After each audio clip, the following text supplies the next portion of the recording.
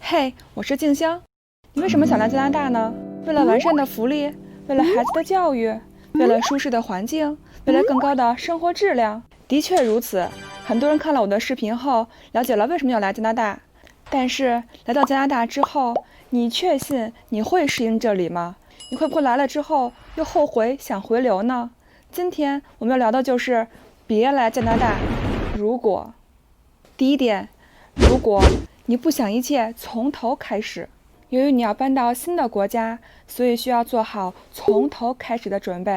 如果你在原居地有很好的工作，拥有很高的职位，别以为你来了加拿大能立刻找到同级别的工作。如果你在国内拥有良好的人脉，在这里你融入当地社会是需要很长时间的。如果你在你的原居地已经有房有车了，但是来到加拿大呢，一开始你也许要租上一段时间房子，甚至要乘坐公共交通工具。但如果你足够有实力，足够幸运呢，你可能会找到和以前同级别的工作，或者如果你很有钱，来加拿大你能很快买到房子。但是大多数人呢是从零开始的，所以如果你没有做好这个心理准备，如果你没有想努力的决心，来加拿大之前你应该三思而后行。第二点，如果你不想提高自己的技能，在这里你在原居地的学历和工作可能不会被加拿大的老板承认，所以你做好进修或者学习新技能的准备了吗？取得当地的学历或证书会更好的帮你在加拿大发展。还有，你有可能需要更换工作领域，比如在国内你是做广告文案的，但如果你的英语不够好，来到这儿可能就要转行了。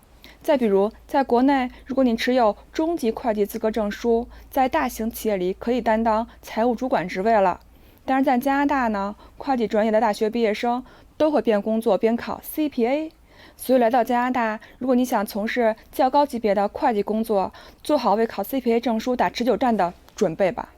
在这里找工作时，你的观念要更灵活，也要做好学习新技能、考取新证书的准备。第三点，如果你未来加拿大能变得很有钱，加拿大是可以让你赚到钱的国家，是的，没错。但是在这里呢，你也会花很多钱。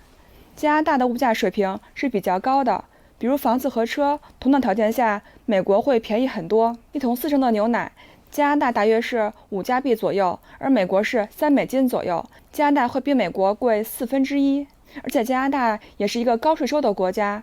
如果你年薪8万加币，你的朋友年薪12万加币，不用羡慕你的朋友，缴税后你们实际拿到手的税后收入将差不多。但如果你在加拿大赚钱，在你的原居地消费，比如中国的2、3线城市，那么你会变得很富有。但是很少有人这么做吧。第四点，如果你在家根本不做任何家务，比如你自己坐在沙发上看电视或者玩手机，想喝水的时候呢，自己懒得动，却跟你的太太说，过来时候帮我倒杯水啊，然后就坐着等着。那么我劝你朋友，咱还是别来了。在这里，你最好自己去做每件事儿，尤其当你买房了，你需要变为电气修理工、油漆工，还有管道工。你很可能会像我一样，需要自己安装从宜家买的梳妆台和床架子。你必须在加拿大亲自做所有的家务活，因为这里的人工成本很高，想节省100到200加币，你所需要的就是你自己。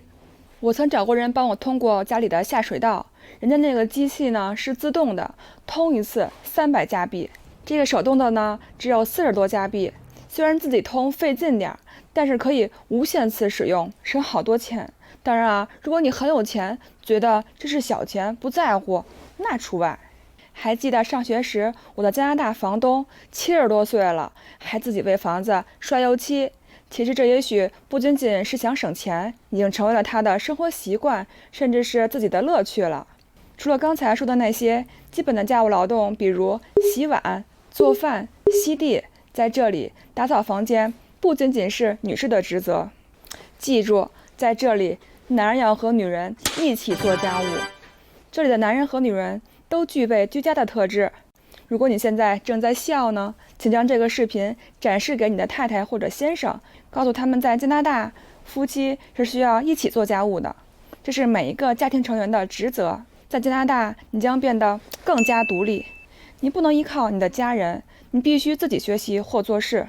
这里的生活节奏慢，但不代表你就可以放松懈怠哦。好像有点冷啊，外面太冷了，我不得不回到我的房间里。这也是我要说的第5点。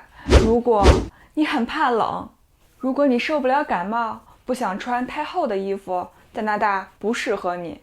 你必须同时做好心理和身体的准备，因为在冬季，除了温哥华、维多利亚、温莎、多伦多，加拿大很多地区的冬天温度最冷可达到-30到-40度。除了面对寒冷的天气，你还要接受下雪。如果买了 house， 铲雪是你冬天每天的必备运动。虽然在室内和交通工具都有暖气，外出也可以穿加拿大产的名牌衣服加拿大鹅，但是你还是要做好心理准备，以抵御寒冷。我是北方人，所以住在温哥华和多伦多都挺适应的。但如果你的原居地是亚热带或者是热带地区，对你来说适应起来可能就有点困难了。第6点，如果你不能过没有家人和朋友陪伴的日子，那么加拿大不适合你。我曾经就有朋友回流的原因之一，就是因为经常可以和父母在一起。当然你在这里久了，朋友也会慢慢增多，有条件了也可以为父母办理团聚移民。但是如果你是一个特别恋家和恋老朋友的人，可能你就不适合移民了。毕竟你会远离你的发小，毕竟这里的朋友聚会没有国内那么频繁，你可能无法经常见到你的兄弟姐妹或者爷爷奶奶。毕竟做事你也无法像国内那样依赖家人了，所以请思考周虑了再做决定。当你失去工作、失恋或者心情沮丧时，如果你是一个内向的人，不喜欢和别人倾诉，那么你不会有任何不便。但如果你是一个没有安全感，是一个喜欢和别人交流、喜欢聚会、喜欢和朋友每周见面，那么你要适应没有人在你身边安慰的日子。来到这里，你能做的唯有让自己变得更强大、更独立。当然，你也要学会当地的社交文化，因为在这里找工作也是要靠人脉的，比如内推，可以参考我这个视频哦。所以，请学会从零开始交朋友。我是一个有点内向的人，但是我在加拿大交了很多朋友。疫情前也会和朋友聚会、爬山、野营，而且由于加拿大呢是移民国家，你可以和很多其他国家的人来交流，了解他们的宗教和文化。别仅仅局限于自己的国家的圈子，在你们交流的时候，或许他们还能从你的文化中学到一些东西。比如你可以和日本人、韩国人、法国人交流，别错过这样的学习机会。